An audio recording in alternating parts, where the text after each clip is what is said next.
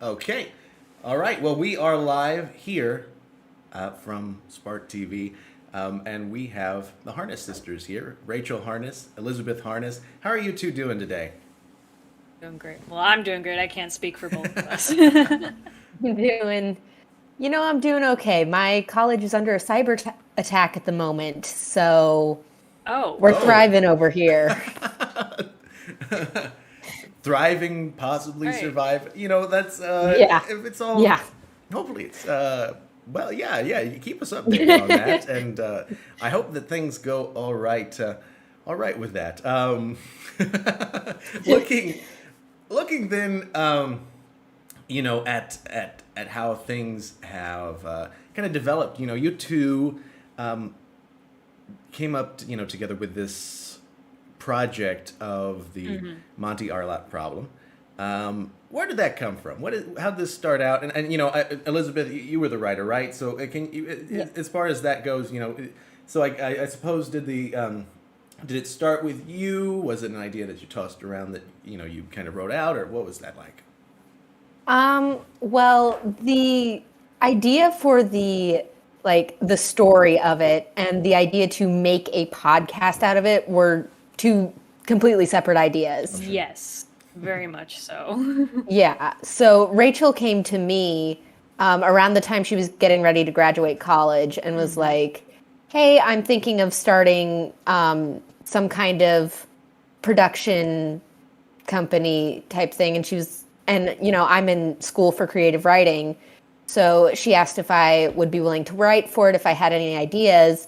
And I had a couple months back had an idea and started writing a stage play. So the first two scenes were originally written as a stage play. And I was like, yeah, I can send you some pages. And from there, I adapted and wrote the rest of it as a radio play. Sure. And Rachel, so starting something with a production, company group. What did that how'd that start out? What that look like? Well, I absolutely stole the idea from you initially after doing work with Red Hawk Radio Theater. I hadn't really heard of the concept of an audio drama Sure. before you kind of onboarded me into RRT, and like at the time I was very interested in composing. I have a degree in music. I was getting ready to graduate with my music degree, and I was very interested in composing soundtracks like for film, TV, video games. The issue with that is finding film, TV, video games to compose for, especially when you don't have a lot of experience in that area. So after doing some work with RRT, I kind of figured this is a much more efficient way to get like kind of a storytelling mode that I could write music for. That idea, you kind of create your own opportunities. I was like, why would I bother wasting my time trying to find someone else who's making something and convincing them that I can do the job when I can just make my own thing and do the job. And so I brought, obviously, and Elizabeth was my first thought because she was, as she said, creative writing major. I was like, all I really need is a script. Right. And I have a lot of friends in theater. I'm providing the music. I figured I can make my way, make it up as I go with like the audio engineering. All I need is a script to start with. So I texted Elizabeth and I was like, do you want to do this with me? You can start out, do one, see how it goes. And it just kind of kept going from there. Right. Yeah. And so did the excuse me, so did you already study sound design? What did that how'd that Absolutely materialize? not. No. That was more just a necessary step Right. into producing something like this. And it was something I was interested in, wanted to know how to do it, how to get it done. So I was like, well, I can just do it myself. Yeah. Elizabeth, as far as, a story, creative writing, studying that, And especially when it comes to approaching a medium like an audio drama, and finding a way to tell that story, whether it be through with different ways of exposition, different ways of those sorts of things. What did that look like for you as you kind of found your way into the medium? So I started this script. I have a background in theater. I've been doing theater since high school. It is my minor in college. So like I'm very oriented towards the stage more than I am like the audio drama format. And I was just a freshman in college when I wrote this. And it was very challenging. Like I took the first couple scenes that I originally wrote as the stage play to a writing club at my school, and I was like, hey guys, I've got this thing, I've got this idea for what to turn it into. I don't really know how to do it. And they gave me we workshopped those scenes and they gave me some feedback and they were really helpful. But a lot of it is it was very difficult to take away that element of having the visual. The blocking. Right. Because a lot of theater storytelling comes through the blocking. So you have to figure out ways to show that kind of thing through sound or dialogue. So that was a really big challenge. And I will admit some of that I threw on Rachel with the sound design because in the stage directions, I would just write, and then this happens. And Rachel kind of had to figure out how to do that with sound. But there was a lot where I had to give a very specific idea of what happened. And I kind of was challenging myself to write out what this would sound like and see if people would be able to figure it out from that list of sounds. Right.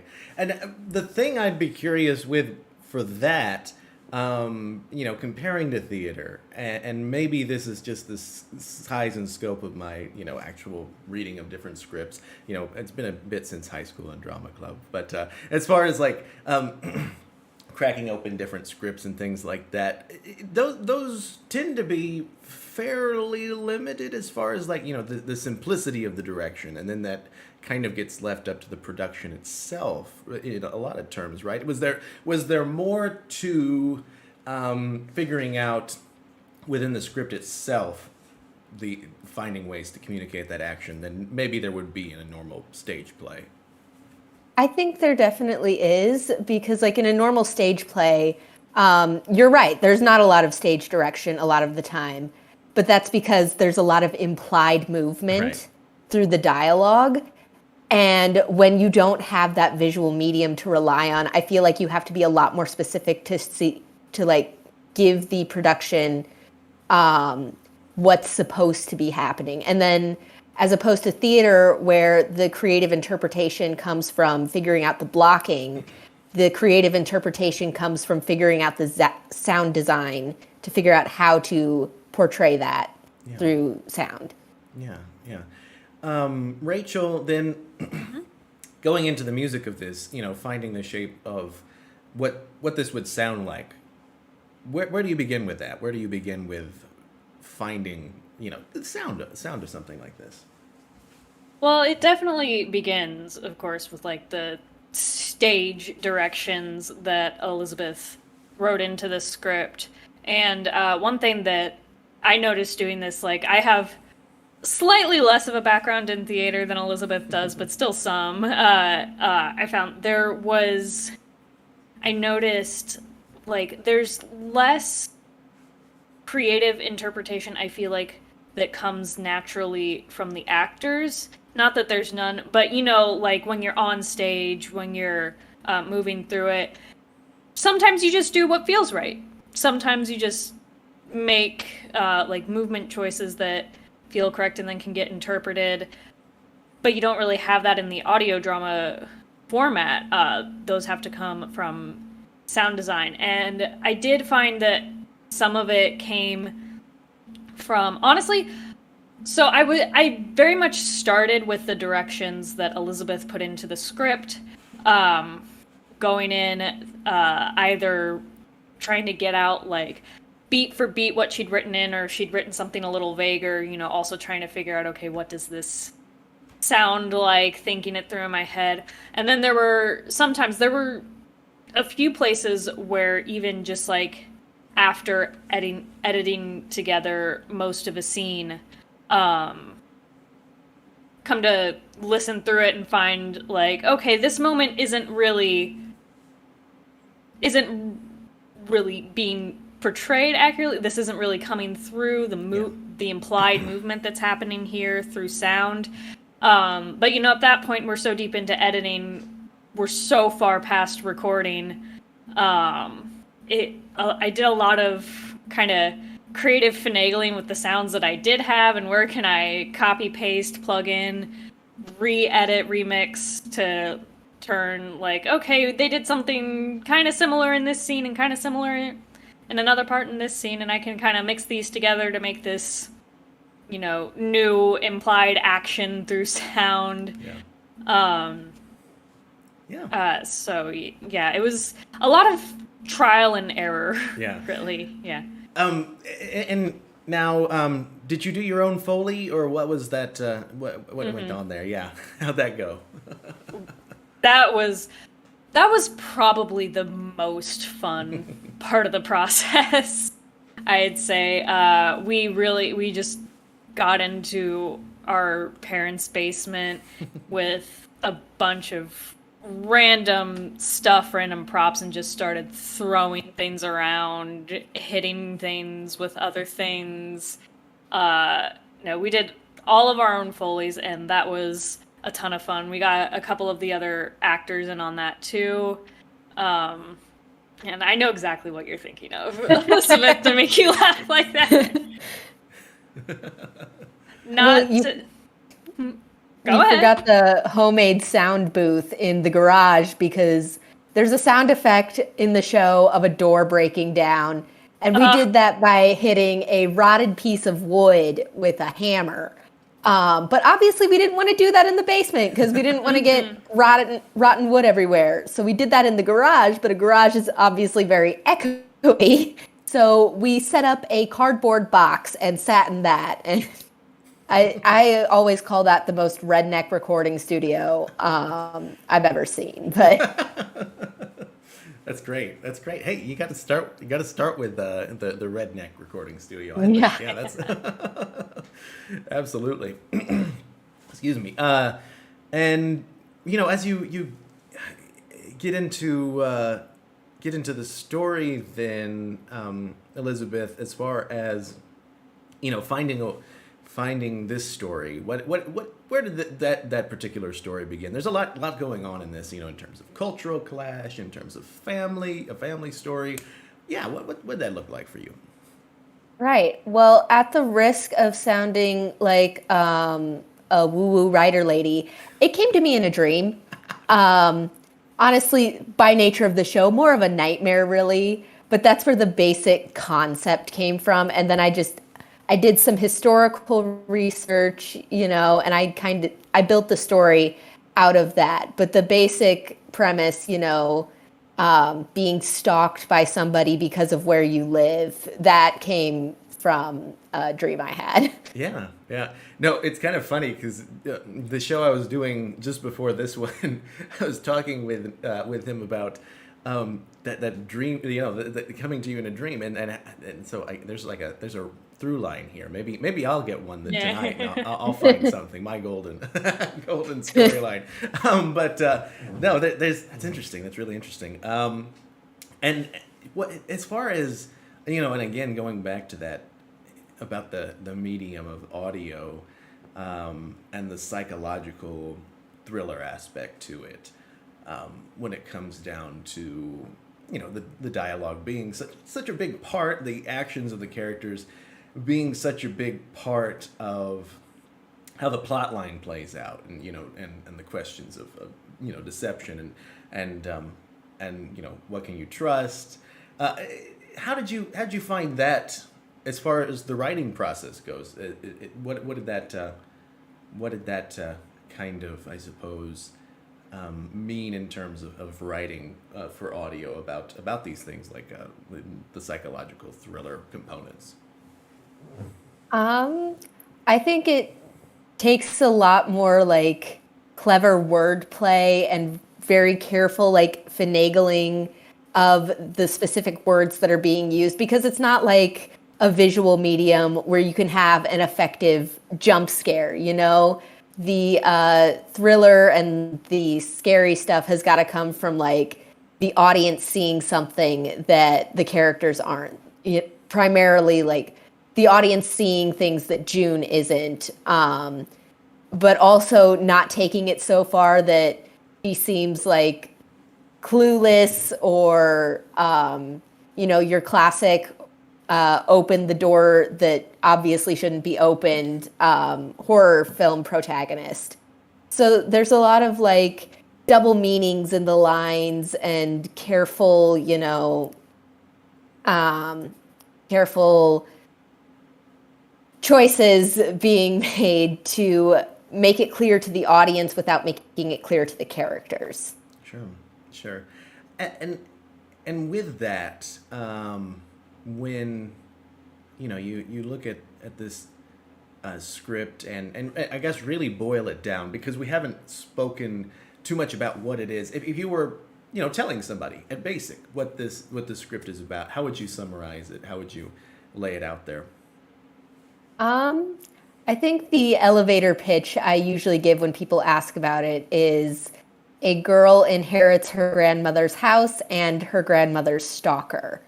That's good. Yeah. I like that. That's good. You haven't told me that. You should have told me that a long time ago. I would have used that too. I always go with a psychological thriller about a woman who, again, inherits her grandmother's house and it is kind of like, I never use the word stalked. I don't know why, but being kind of terrorized by the man who terrorized her grandmother before her. You should have told me that. That's a much more succinct and captivating way to put it. That really grabs you. It's got a very good film poster ring to it, you know. Yeah. It, you know, it lays out there and then clinches you there at the end. But yeah. Rachel, as far as the score goes for figuring that out, what'd you draw on in order to, you know, to bring it to this story, to the kind of genre storyline type of story that you're working in here? Well, it definitely took some finagling, some experimentation, and what I eventually landed on is I knew from the beginning that I wanted to use the violin sound a lot, and so you hear a lot of strings, a lot of violin throughout the whole production. Because, I don't know, something about the story just gave me, like, kind of an old, not necessarily an old-timey feel, but, you know, it's about old things. It's about the old ring, the old house, the old man. And it almost has that sense of, like, perverted nostalgia to it.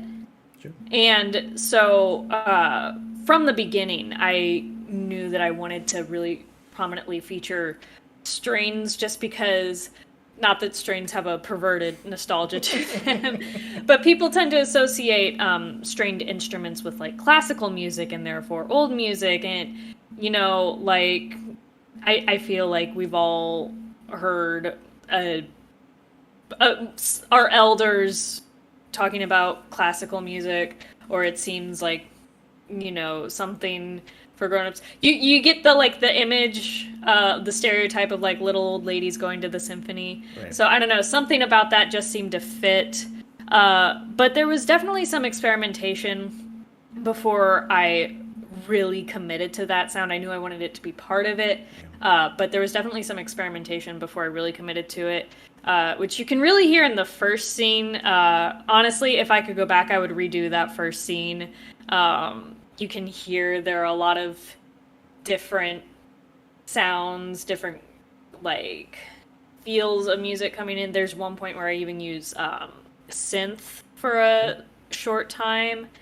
Um, and it, and I think scene one was the first scene that I added music to, and it kind I hate to say that it kind of shows, but uh, no, but shortly after that, like, I got eventually, I think where it really settled in is, I think it's scene four, maybe it's scene three. I don't know. The scene where Monty comes over for tea and there's this really tense argument about ownership of the ring. And I think that was the scene that really locked in the sound of the whole show for me. Because that whole scene is scored with just a string quartet. Sure. And something about it just clicked with me, and I was like, this is the sound, this is the one, this is the energy I need to be bringing to the whole rest of the show. And the rest of it just kind of came together. That was the scene that really brought it together, like, yes, this is the sound I want. Sure. I know for sure. And no, I think you're, that it reflects Monty so well in terms of the the sourness of the strings and especially when it comes to this sense of refinement that he has built up for himself, and yet the toxicity underneath of that, in which he uses this gentlemanliness to kind of bludgeon your sense of reason to the point where you don't know what's real.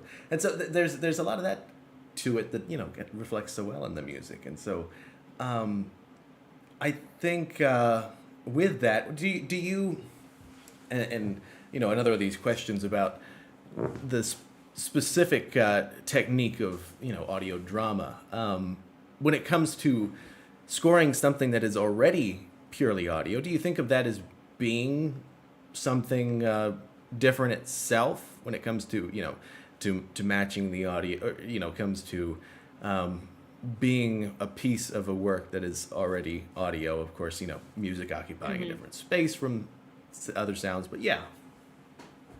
I think scoring for an audio drama specifically is really kind of the same as scoring for any other, like, play, film, soundtrack, whatever, but more in that the purpose of music in any kind of storytelling like this is to enhance the story beats, bring them through. The music shouldn't so much stand on its own as it should enhance and highlight what's going on in the plot, in the dialogue. It should make those moments, your big moments, feel more profound. And I feel like it plays an even bigger role in an audio format like this, because there are several different things that go into making a play or anything, any kind of production, feel profound and intriguing and engaging. And one of those things is dialogue, which we have in an audio drama. One of those things is physical acting, though, like the look of it. What are your actors acting out? What are they saying with their body language? It can be through the visual set, and those are things that audio drama lacks. So to make up for those missing pieces that might help you get your point across, get your mood across in a visual medium, in an audio medium, you have to get those things from your music and just your pure voice acting, as well as sound design. So I think, like, all of those things, voice acting, music, sound design, those are all important things in any kind of visual media too. But they really have some slack to pick up once you're missing, like, the body language and the visual part of it. Yeah, for sure. Elizabeth, there's as far as, like, the building up of this conflict, this this question of what's real, what the characters will do with what they think is real. And of course, it been, spoilers and all that. Don't want to go there necessarily. Of course, unless you want to go there, we'll issue the warning. But as far as like, was there an obvious end to how you resolve something with this, with the stakes being where they are in this story as it plays out? I mean, I felt when I was writing it, there was only one way the story could end. There was only one way it was going to come to an end, with one specific event at the end. I had to have that, but the rest of that, tying it all together, was something I had to play with a lot. Like the original script had a completely different ending from the one we ended up producing, and bringing it all together. You go through so many drafts. My particular method of writing, I write the first draft and then I completely rewrite it for the second draft. So yeah, I mean, there's a lot that goes into pulling it all together and making a cohesive story, while also like there's got to be the subplots in there and everything to like make it a full story. So I think that was something that I think I grew a lot during the process of writing this in that particular regard. Because as I said before, I was a freshman in college when I wrote this. I had no idea what I was doing. So it was really a big learning process. And pulling it together and resolving everything in a way that felt believable and true to the story, while also not like tying it up a little too neatly, was a really interesting process to go through. Right.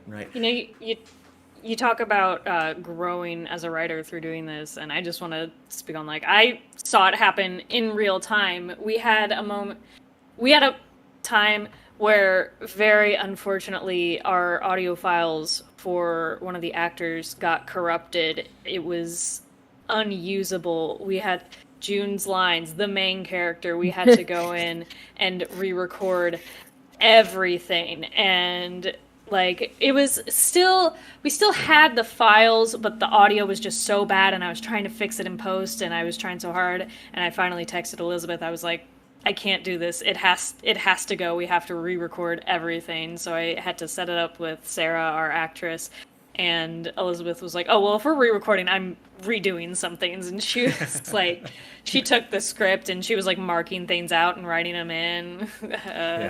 Like, if we're going to redo this, I'm going to fix some things. Yeah. Because at that point, it was, what, like 6 months, a year after the initial record? Sure. At least that long. And now we're almost 2 years out from the initial record, and I listened back to it, and I mean, we are all our own harshest critics, but I listened back to it and I'm like, I would have changed this line and I would have done this differently.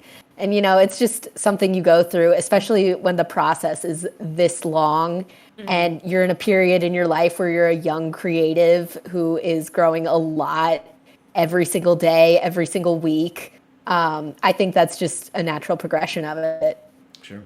Yeah, absolutely. Oh gosh, what was I going to say?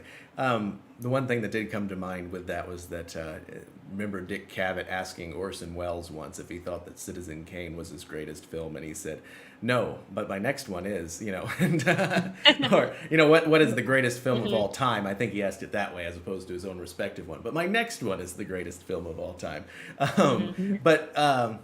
No, absolutely. And I think that that's a big part of it. Was there anything else as far as, the time aspect of getting this, completed and out there that you kind of reflected on in terms of where it started as opposed to where it ended up, going, and where it ended up forming into, that, you mentioned, of course, the reflecting on, how you wrote it and so forth. Was there anything else that you all reflected on with that? But well, it sure did take about 4 times as long to pull together as I thought it was going to be. We recorded with the cast in June of 2021, And, they were asking at the end of it, oh, when can we expect to see it out? And I was like, oh, I think we can get it out by like November, maybe December. And here we are, over a year and a half later, just publishing. I definitely, like me personally, I definitely underestimated the amount of time and effort that would have to go into it and how difficult it is to fit that kind of thing around, like a full-time job and, day-to-day life when this isn't the main thing you're doing every day. No one's paying me to do this. I still have to go out and go to work and make money to put gas in my car. Right.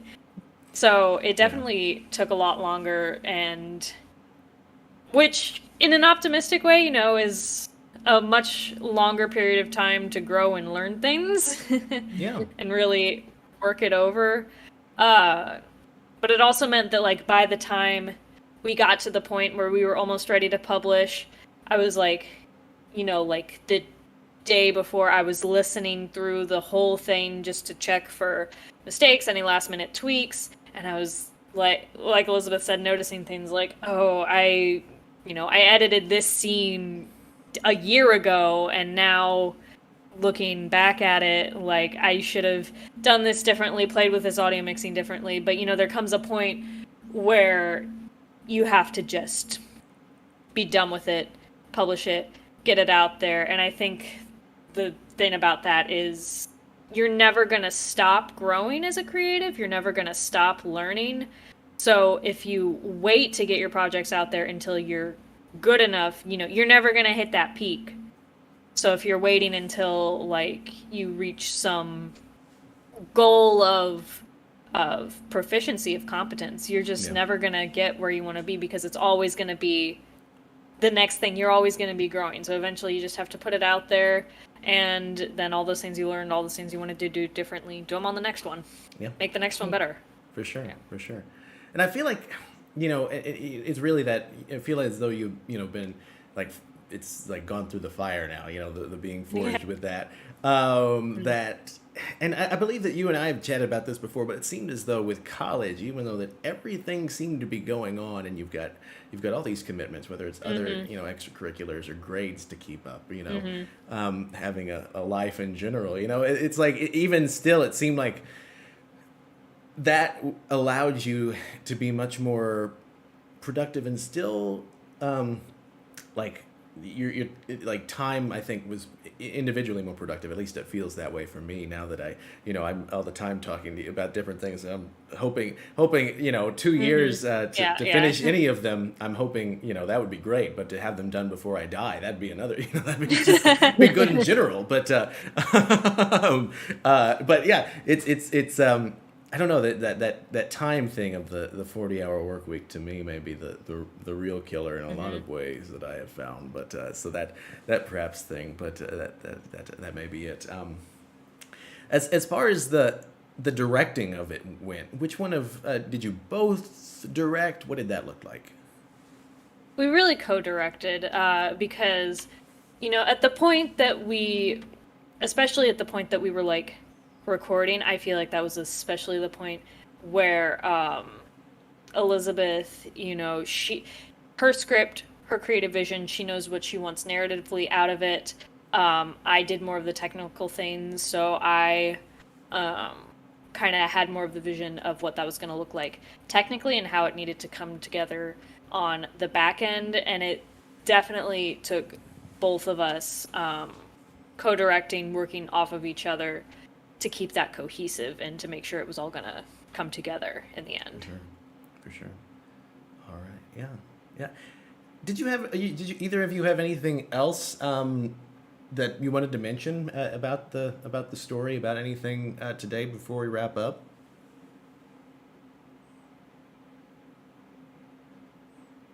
I mean, it's really just, it's been a wild ride, but it's been a pleasure. And honestly, I feel so much more accomplished after having done it. Elizabeth and I've kicked around a couple ideas of like, what's next? What are we going to do next, if anything? Do we want to keep doing this? Do we want to try other things. So it's honestly, for me at least, it's kind of a relief. Like, after going into this with the expectation of I would have it turned around in 6 months, and then it took nearly 2 years, it's kind of a relief to have, like, oh, I get to start something new now. Yeah. Personally. No, for sure, for sure. Yeah, I gotta tell There's- you. Yeah, go ahead. Sorry. There's always the question, what's next? You know, we were home for Easter a couple weekends ago, and our family has known about this the whole process, and they knew the original, like, it's going to be ready in 6 months. So for the past 2 years, we've been getting, when is it coming? When is it coming? When is it coming? And then finally over Easter, we were like, it's coming on Friday. And they were like, great, what are you doing afterwards? And it's just, our dad said something along the lines of, you had your whole life to do the first one. You have 6 months to put the second one out. But yeah, I mean, it's definitely been a wild ride. Like Rachel said, it's not what we expected, but it's also very gratifying, especially as a writer who has written lots of things, lots of different scripts, or at least started lots of different scripts, to have something finished and complete come of one of them and actually hear it the way it was written to be. So that's been a really cool experience for me personally as a writer. I mean, anyone who's like spent any significant amount of time in creative pursuits knows that you have hundreds of unfinished projects in the back closet, and for every one finished project you have a dozen more that I see the pained look on your face. You know exactly what I'm talking about. But no, so it is gratifying, like Elizabeth said, to have, even to just get one out, to know, like, you can do it. Sometimes, you have all these half-finished, started, unfinished projects, and I mean, for me personally, at least, sometimes it feels like, well, is this even worth my time if I can't even finish something? But the truth is, every single creative professional out there has an incredible catalog of things left undone, because that's how we practice, really. I feel like most creative professionals, most people who do creative pursuits, tend to see every project as a final project, as something that should be completed, be finished, be, like an example of our work, when realistically, that's just practice. Yeah. We are no different from athletes in that, we have to practice our craft, we have to make ourselves stronger, and that's what those unfinished pieces are, and that's perfectly fine. But, eventually you do finish one, and it's very gratifying, and you gotta, like, hold on to that hit of dopamine when you get it. That's exactly it. And it's really that there's a real, how do I want to put it? A kind of, I don't know that double-edged sword is the right one, but there's a kind of like, I was gonna say, dropping and trying to catch a blade, but I don't know why I don't know why I'm being so gruesome. I don't know that that's a metaphor at all. But basically, you're wrestling with the fact that you only plunge yourself into something because you have that dopamine hit, because you're falling in love with this idea, and at the same time, you've got to have some sense of, like, well, I can't do them all, so there's just trying, I guess there's no safe in investing yourself in anything. So it's kind of one of those things where I guess let the cards fall where they may in terms of whether it works out or not. But that's that's the story I guess we've all got to grapple with. But no, yeah, absolutely great thoughts here. And and so folks can check out the Monty Arlott Problem at Rosebriar Stories, right? Yeah. Yes. All yes, right. we're on YouTube and Spotify. Good deal. All right. Well, we've been speaking with Elizabeth Harness and Rachel Harness. They are behind the audio drama, the radio play, whichever way you want to slice it, the story, the Monty Arlott Problem. And thank you both for being here. We appreciate your time. Thanks for having us. Yes, thank you so much. All right, yeah, and to our audience as well, thank you all for being here, and hope that you will enjoy and take some reassurance with you as you look at your probably vast catalog of works in progress too,